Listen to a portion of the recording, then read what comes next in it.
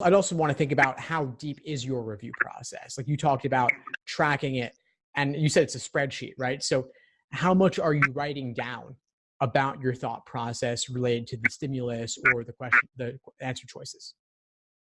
So I have like two columns. One is for like what was the mistake I did, and then the other one was like what was the wrong choice that I picked. Like was it, an extreme choice, but I still thought it was correct, like things like that. And then I sort of explain what like write things like, oh, I was rushed because I was running out of time, or like I did not really um like think deep into the stimulus and I just, picked and dropped or something like that.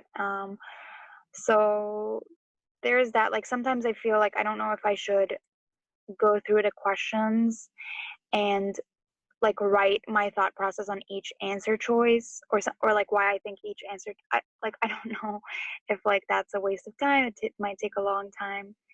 Just don't know what to do at this point with LR other than practice regularly. Well, you don't need to go through all five choices and explain all of them, because I'm sure that you're eliminating a few of them as being ridiculous off the bat. So you have the tempting one and you have the correct one, and it's typically probably two choices to look at. Then you also might want to talk about the stimulus as well.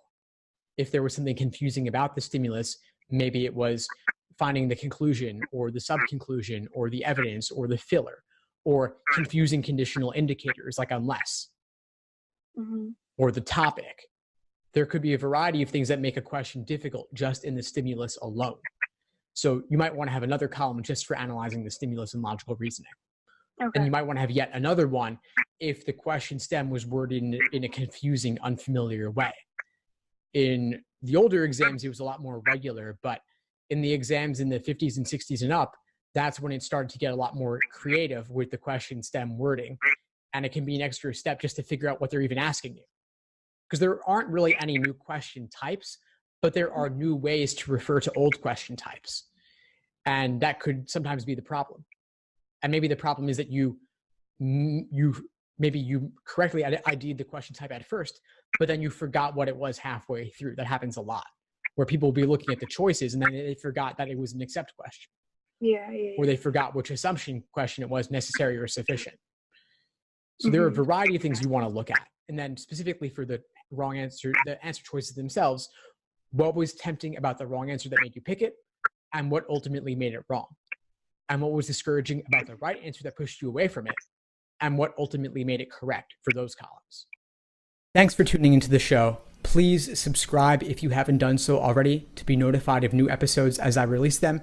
And feel free to reach out if you need anything at all as you move forward with your prep. I'm happy to help however I can. In the meantime, I'll wish you all the best and take care.